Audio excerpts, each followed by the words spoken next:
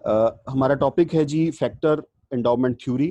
Factor endowment theory दो चीज़ों के मुतालिक बात करती है। सबसे पहले that is basically factor endowment theory जो है वो फैक्टर ऑफ प्रोडक्शन के मुतालिक बात करती है कि फैक्टर ऑफ प्रोडक्शन जो होते हैं, चार फैक्टर ऑफ प्रोडक्शन जो हम इकोनॉमिक्स में पढ़ते हैं, land, labour, capital and entrepreneurship, ये चारों फैक्टर जो है मिल के किसी भी प्रोडक्ट की कॉस्ट ऑफ प्रोडक्शन मालूम करते हैं। कोई भी कंट्री चाहे एब्सोल्यूट एडवांटेज ले रही है, चाहे रिलेटिव एडवांटेज ले रही है किसी प्रोडक्ट में, उन दोनों केसेस के अंदर फैक्टर ऑफ प्रोडक्शन बहुत अहमियत के हामिल होते हैं।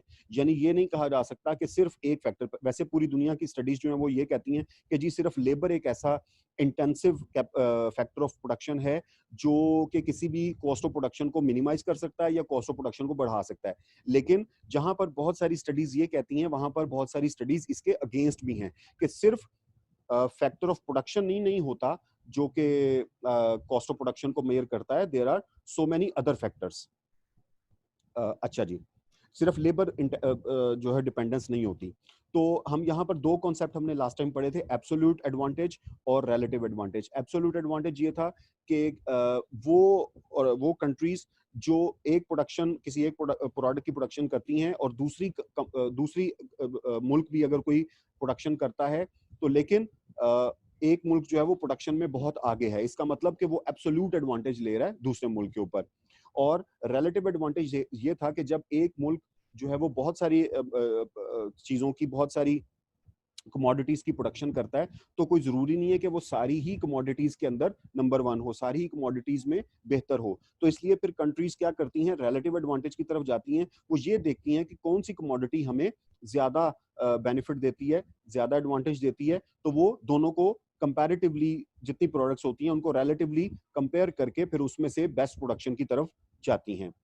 और फर्स्ट पैराग्राफ में ये बताया गया कि ये अज्यूम किया जाता है कि जो लेबर है, चार फैक्टर्स ऑफ प्रोडक्शन में लेबर बड़ी अहमियत की हामिल है। Labour is the only factor which determines the cost of production, लेकिन ये बात सही नहीं है।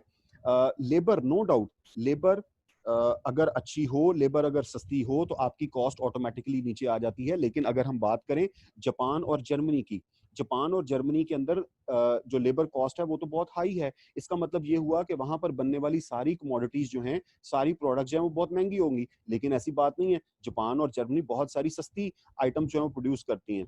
तो इसका मतलब ये हुआ कि सिर्फ महंगी लेबर होना जो है वो किसी प्रोडक्ट को हाई नहीं कर देता, बल्कि बरक्स इसका बेनिफिट एक ये भी होता है कि अगर आपके पास लेबर महंगी है तो वो लेबर उतना ही प्रोडक्शन में भी तो अच्छी होती है, तो उसका प्रोडक्टिविटी रेट भी हाई होता है। तो बहुत सारी कंट्रीज ऐसी हैं जो कि लो वेजेस पे काम करती हैं, लेकिन जो कंट्रीज लो वेजेस पे काम कर रही होती हैं वहां पर प्रोडक्टिविटी भी लो होती है। इसलिए ये कहा जाता है कि सिर्फ फैक्टर ऑफ प्रोडक्शन के अंदर लेबर को देखना, लेबर कॉस्ट को देखना is the only factor to determine the cost of production, ये बिल्कुल गलत है। बहुत सारी और जो हमारे अदर फैक्टर्स ऑफ प्रोडक्शन है वो भी कमोडिटी की प्रोडक्शन में, प्रोडक्शन कॉस्ट ऑफ प्रोडक्शन में किरदार अदा करती हैं। One reason for the importance of identifying other factors of production is that different commodities require different factor inputs. देखिए, ये बात हमने पहले भी की थी कि अगर हम कॉर्न उगाना चाहते हैं, ठीक है, फॉर इंस्टेंस अगर हम कॉर्न उगाना चाहते हैं, is best produce where there is abundance of land. Obviously corn अगर हम उगाना चाहते हैं तो हम वहां पर उसको उगाएंगे जहां पर, जिस मुल्क में हमारे पास लैंड अवेलेबल है, लैंड बहुत ज्यादा अवेलेबल है, ठीक है। तो यहां पर अगर आप देखें तो चार फैक्टर ऑफ प्रोडक्शन में से किस फैक्टर ऑफ प्रोडक्शन की अहमियत नजर आ रही है, लैंड की। ठीक हो गया। Even though corn can be grown in most places in the world. दूसरी एग्जांपल उसने दी जी ऑयल रिफाइनरी की। ऑयल रिफाइनरी की अगर हम बात करें तो ऑयल रिफाइनरी जो है उसके अंदर लेबर तो शामिल ही नहीं होती। ऑयल रिफाइनरी के अंदर सारा काम तो मशीनों का होता है, टेक्नोलॉजी का होता है। इसका मतलब कि ये कैपिटल इंटेंसिव प्रोडक्ट है। इसका मतलब कि जो कंट्रीज ऑयल रिफाइनरीज लगाती हैं वो अपने किस फैक्टर ऑफ प्रोडक्शन पे जो है वो डिपेंड कर रही होंगी, वो अपने जो है वो कैपिटल पे डिपेंड कर रही होंगी। इसके बाद clothing of production, clothing production में अगर हम देखें तो क्लोथिंग प्रोडक्शन जो है वो लेबर इंटेंसिव होती है। यानी कपड़ों की जो सिलाई या इससे रेलेवेंट जो काम होते हैं स्टिचिंग के हवाले से, तो ये लेबर इंटेंसिव काम होता है। इसका मतलब कि हमें अगर कोई कंट्री जो है क्लोथिंग प्रोडक्ट्स बनाती है, क्लोथिंग से रेलेवेंट प्रोडक्ट बनाती है, तो ऑब्वियसली यहाँ पर जो फैक्टर ऑफ प्रोडक्शन बहुत इंटेंसिवली इन्वॉल्व है वो लेबर है। तो यहां से इन 3 एग्जांपल से हमें ये पता लगता है कि सिर्फ एक ही फैक्टर किसी भी प्रोडक्ट की कॉस्ट मालूम करने के लिए काफी नहीं होता। There are other factors that play an important role in deciding the price or cost of the product। और उसके अलावा जो प्रोडक्ट्स होती हैं, जो कमोडिटीज होती हैं, वो फैक्टर इंटेंसिव भी होती हैं। यानी कोई जरूरी नहीं है कि एक ही फैक्टर सब में इंपॉर्टेंट हो, मुख्तलिफ प्रोडक्ट्स में मुख्तलिफ फैक्टर्स जो हैं वो इंपॉर्टेंस रखते हैं। अब इन्हीं चीजों को सामने रखते हुए हमें हेक्सचर ओहलिन ने theory of factor endowment the.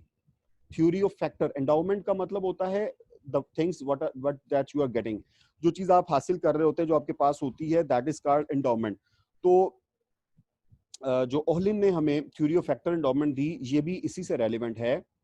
This theory holds that the inequality of relative prices is a function of regional factor endowment, and that comparative advantage is determined by the relative abundance of such endowment। abundance word आपने जहन में रखना है। abundance क्या मतलब?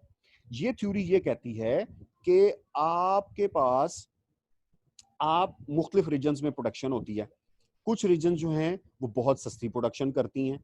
उसके पीछे reason क्या होती है? उसके पीछे जो रीजन है that is abundance of such endowment, कि उनके पास ये एंडाउमेंट से मुराद यहाँ पर फैक्टर एंडाउमेंट। फैक्टर एंडाउमेंट कौन से? वो 4 फैक्टर एंडाउमेंट जिनकी हम फैक्टर ऑफ प्रोडक्शन हम जिनको कह रहे हैं।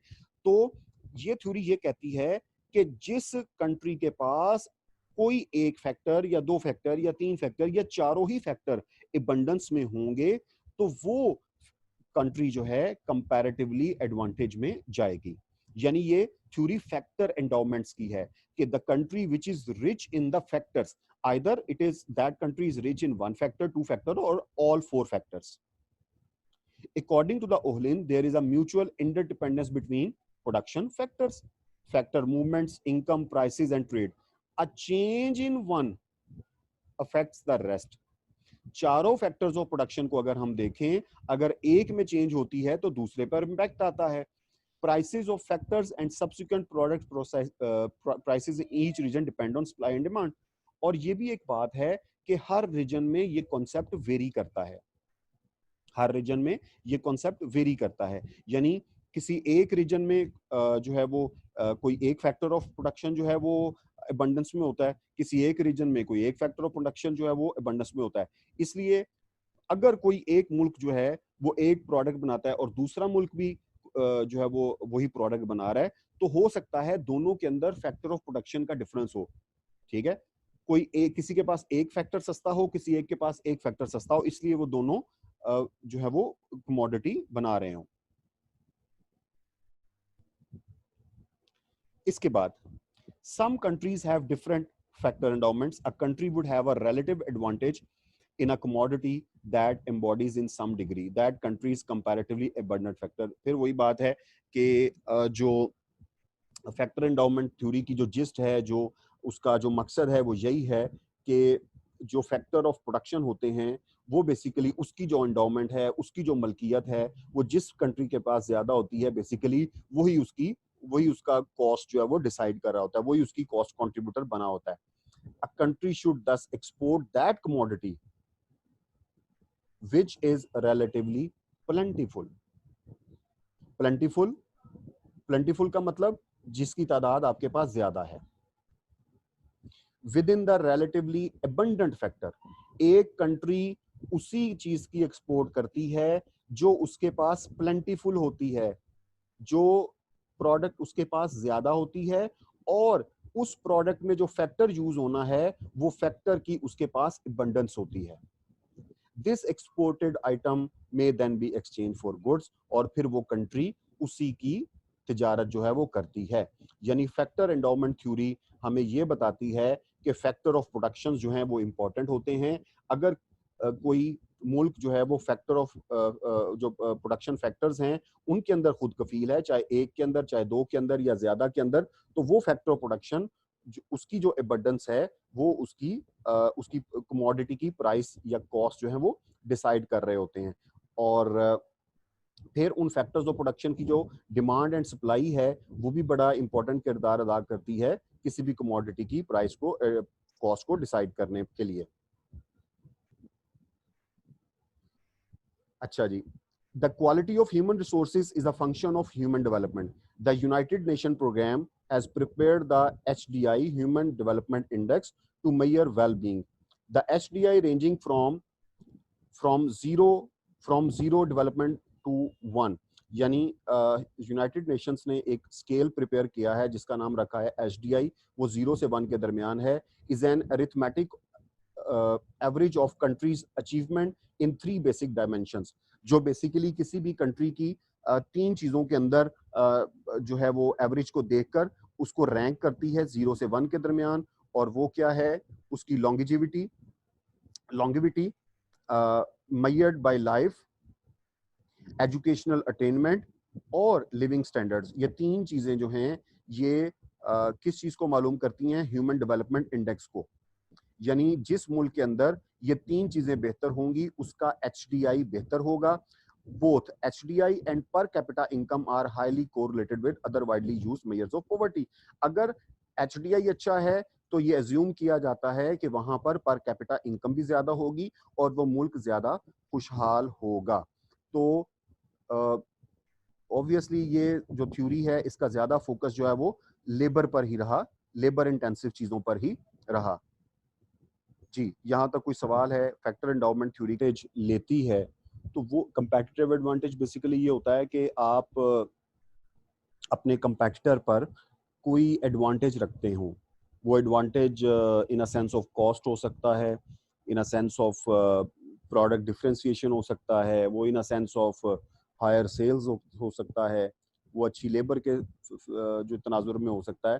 तो आप अपनी कंपेटिटर से अगर किसी लिहाज से बेहतर हैं तो वो आपका कंपेटिटिव एडवांटेज होता है। तो माइकल पोर्टर्स ने कंपेटिटिव एडवांटेज ऑफ नेशंस में कहा कि there are 4 factors through which one nation can be a competitive on to the other nation. यानी अगर एक नेशन कोई कंपेटिटिव एडवांटेज हासिल करना चाहती है दूसरे एडवांटेज पर तो उसको 4 चीजों में बेहतर होना होगा, या 4 फैक्टर्स हैं जो उसको बेहतर बनाने में हेल्प आउट करते हैं। और ये जो उसने फाइंड आउट किया, ये उसने 10 नेशंस पर स्टडी की, हंड्रेड्स ऑफ स्टडीज की उसने 10 नेशंस पर, और 4 फैक्टर्स जो थे वो आइडेंटिफाई किए। पहला फैक्टर है कंडीशंस, डिमांड कंडीशंस। पहला है फैक्टर कंडीशंस। फैक्टर्स कौन से? Different factors.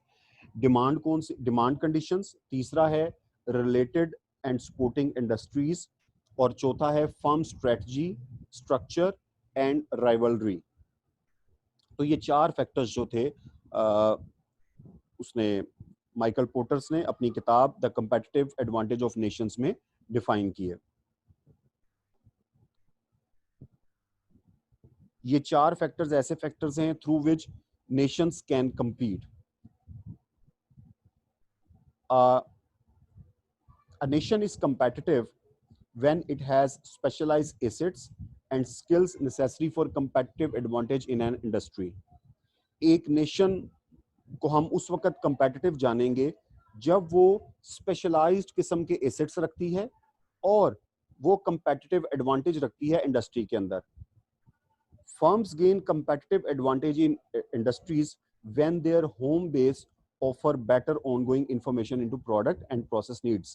They gain competitive advantage when owners, managers, employees support intense commitment and sustained investment. In the end, nations succeed in particular industries because their dynamic home environment stimulates firms to upgrade and widen their advantage over time.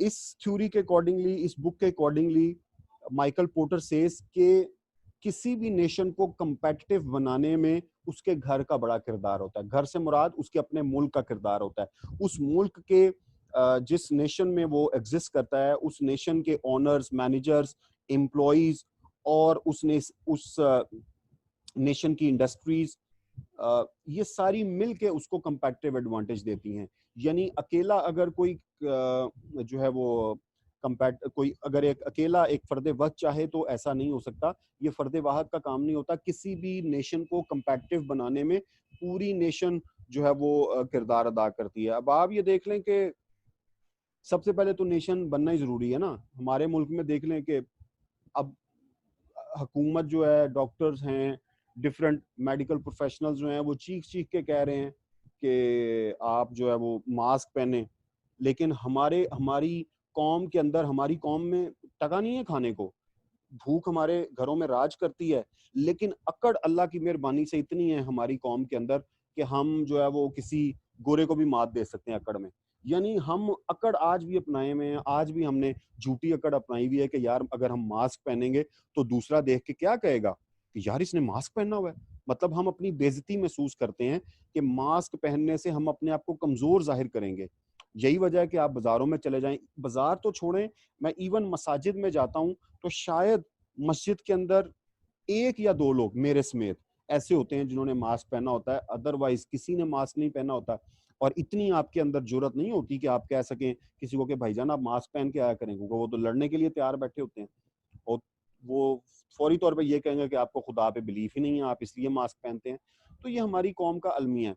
तो Nations जो होती है ना, Nations, वो Nations बनती हैं, वो stand alone होती हैं। वो जो देखती हैं कि जैसे आप ये देखें इस वक्त आज से अगर हम 2 साल पीछे चले जाएं तो जस्टिन ट्रेडू जो था उसका कनाडा वाला, मतलब एक वो डायनामिक पर्सनालिटी थी और पूरी कैनेडियन कौम उसके साथ खड़ी हुई। और आज भी वो उसको अपना हकीकी लीडर मान के चल रही हैं और उसके साथ वो खड़ी हैं। अब आप रिसेंट में एक एग्जांपल देखें उसकी, जसिंडा की, जो कि न्यूजीलैंड की है, जो प्रेसिडेंट है, वो देखें पूरा पूरा मुल्क उसके साथ खड़ा है। तो लोग नेशंस बनते हैं। हम तो हर मुल्क में से हर हर चीज में हम तो पॉलिटिक्स ढूंढते हैं। तो नेशन, इसलिए उसने कहा कि अकेला वो कुछ नहीं कर सकता। नेशन बनने के लिए आपको nation as a nation competitive advantage लेने के लिए सबको किरदार अदा करना पड़ता है। Therefore, effect of one determinant is determined by the state of the others. The advantage is one determinant can enhance the advantage in others. अगर एक एडवांटेज वो नेशन लेती है किसी जो है वो चीज के अंदर, तो वो उसका एडवांटेज मल्टीप्लाई होता है और उसका इम्पैक्ट दूसरी चीजों के अंदर भी नजर आता है। Porter's theory also includes two additional variables. Porter ने जहां पर 4 फैक्टर्स की बात की, 4 फैक्टर्स में जिसमें उसने कहा कि जी factor condition, demand condition, related and sporting industry, firm strategies, structure and rivalry, उसने उसके साथ कहा कि 2 चीजें और हैं जो कि कंपेटिटिव, किसी नेशन को कंपेटिटिव बनाने में किरदार अदा करती हैं, और वो 2 चीजें हैं चांस एंड गवर्नमेंट। चांस क्या है? चांस ऐसे इवेंट्स हैं जो कि फर्म के आउटसाइड को कंट्रोल करते हैं, और इसके अंदर अगर कोई ऐसी इन्वेंशन हो जाए, कोई ऐसा ब्रेक थ्रू आ जाए टेक्नोलॉजी के अंदर, कोई ऐसी पॉलिटिकल डेवलपमेंट हो जाए, कोई ऐसी मार्केट डिमांड के अंदर चेंज हो जाए कि जिसको मोज़ा आप कह लें, कोई चांस जो है, कोई ऐसा मोज़ा हो जाए कि जो आपकी प्रोडक्ट को रातों रात उठा के कहां का कहां पहुंचा दे।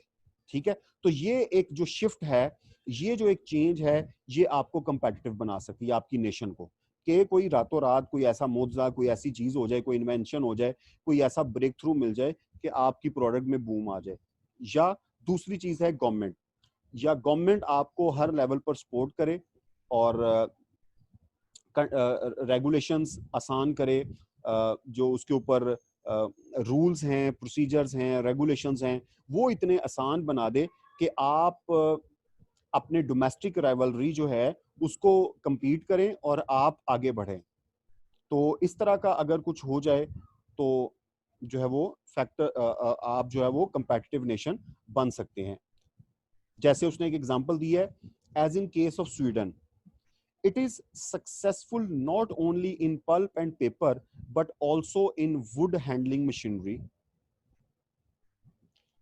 Sulphur boilers, conveyor systems, pulp making machinery, control instruments, paper making machinery, and paper drying machinery. Sweden is also internationally competitive in chemicals that are used in pulp and paper making.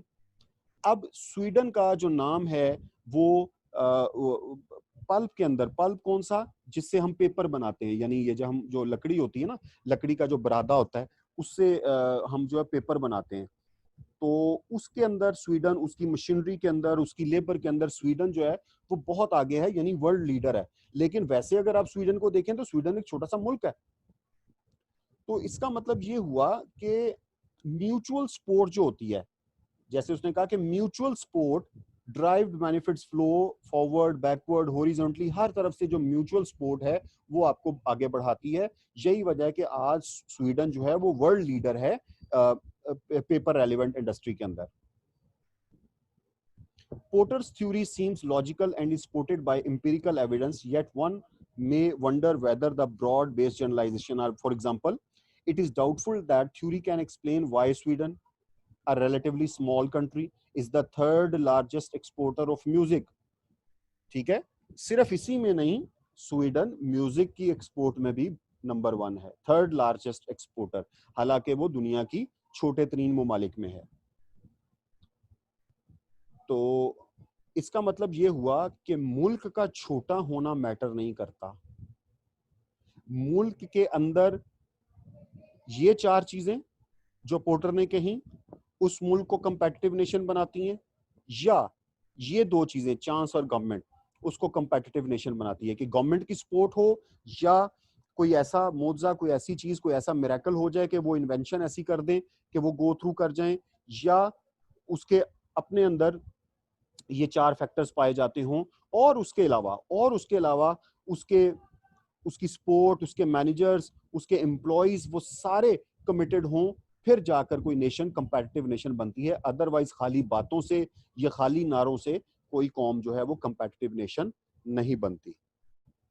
तो basically हमारा मकसद इन्हीं 4 factors को और इन 2 factors को highlight करना था जो माइकल पोर्टर्स ने अपनी किताब कंपेटिटिव एडवांटेज ऑफ नेशंस में बताए थे। तो मेरा ख्याल है ये क्लियर है, मजीद हमें इसकी बहस में जाने की जरूरत नहीं है। कोई क्वेश्चन है इसके बारे में तो मजीद पूछ लीजिए।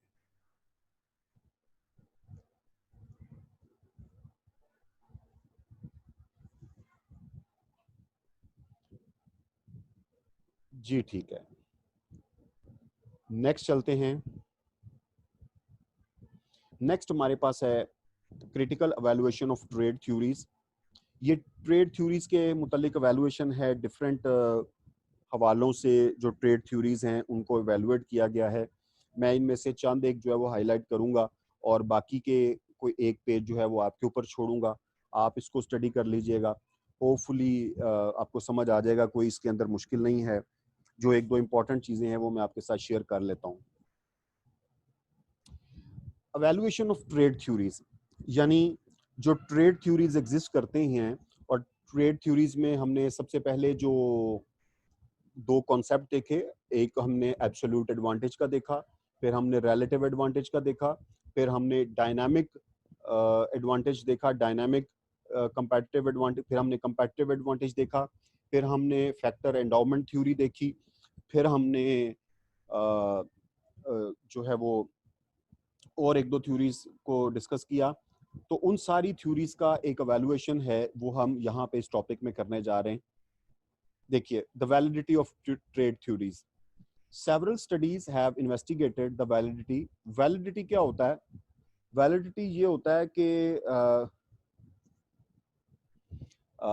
कोई कोई थ्योरी जो है वो कितनी वैलिड है, मींस कि आप उस थ्योरी को एक जगह पे अप्लाई करते हैं, एक मुल्क में अप्लाई करते हैं, वही थ्योरी जब आप किसी दूसरे मुल्क में जाकर अप्लाई करते हैं तो क्या वो थ्योरी उसी तरह वैलिड होती है जब आपने एक मुल्क में अप्लाई की थी उसमें वैलिड थी? The evidence collected by McDougall shortly after World War II showed that comparative cost was useful in explaining trade patterns. Other studies using different data and time periods have yielded results similar to McDougall's. There is a support for the claim that relative labor productivities determine trade patterns. तो 2 बातें हो गई यहां तक। एक ये कि comparative cost आपके ट्रेड पैटर्न्स को शो करती है। हमने थ्योरीज में कॉस्ट का वर्ड पढ़ा है ना, कि जो कंपैरेटिव कॉस्ट है, कंपैरेटिवली अगर आप अपनी प्रोडक्ट पर कम कॉस्ट लगाते हैं तो आप अपनी प्रोडक्ट को ट्रेड करने में कामयाब हो जाते हैं। तो इसका मतलब कंपैरेटिव कॉस्ट एक वन फैक्टर है जो किसी भी प्रोडक्ट की जो है वो ट्रेड में अहम किरदार अदा करता है। दूसरा, ये डेटा कहां से मिला? मैकडोगल को सेकेंड वर्ल्ड वॉर टू के बाद, सेकेंड वर्ल्ड वॉर के बाद। फिर दूसरा जो एक फैक्टर, इंपॉर्टेंट फैक्टर है, वो लेबर प्रोडक्टिविटी है। अगर लेबर प्रोडक्टिविटी अच्छी हो, अगर आपकी लेबर प्रोडक्टिव हो, ज्यादा प्रोडक्शन करने की अहमियत रखती हो, तो वो भी एक फैक्टर है जो आपके ट्रेड में अहम किरदार अदा करता है। The studies conducted by Leontief revealed that USA actually exports labor-intensive goods and imports capital-intensive products. Leontief ने ये बात रिवील की थ्रू स्टडीज, थ्रू एक्सपेरिमेंट्स, कि यूएसए जो है वो इतना अक्लमंद है कि वो सिर्फ उन प्रोडक्ट्स को इंपोर्ट करता है जो कैपिटल इंटेंसिव होती हैं, यानी जिन प्रोडक्ट्स के अंदर बहुत ज्यादा कैपिटल इन्वॉल्व होता है वो वाली प्रोडक्ट्स को इंपोर्ट करता है, और उन कैपिटल्स को एक्सपोर्ट करता है जो कि लेबर इंटेंसिव होती हैं। अब इसका फायदा क्या हुआ? बड़ी तवज्जो से सुनने वाली बात। फायदा ये हुआ कि यूएसए जब अपनी लेबर की प्रोडक्ट्स को एक्सपोर्ट करेगा, इसका मतलब वो अपनी लेबर को जो है वो प्रमोट कर रहा है। अगर वो अपनी लेबर इंटेंसिव प्रोडक्ट्स को एक्सपोर्ट करता है तो इसका मतलब वो अपने मुल्क की लेबर को वैल्यू दे रहा है, अपने मुल्क की लेबर को पे बैक अच्छा कर रहा है, जिसकी वजह से वो एक्सपोर्ट आइटम्स बनाने के काबिल हैं। और वो आइटम्स जिनमें ज्यादा कैपिटल रिक्वायर होता है वो उनकी तरफ नहीं जाता, क्यों? वो उनको इंपोर्ट कर लेता है। These paradoxical findings are now called Leontief paradox. The findings are ambiguous, indicating that in its simplest form, the Heckscher-Ohlin theory is not supported by the evidence. अब थोड़ा सा लियोंटिफ और ओहलिन थ्योरी के दरमियान यहाँ पर इख्तलाफ पाया जाता है। वो इख्तलाफ क्या है वो देख लेते हैं। The more different two countries are, the more they stand to gain by trading with each other. There is no reason why a country should want to trade with another that is mirror image of itself. कोई एक मुल्क अपने जैसे दूसरे मुल्क से ही trade करता है।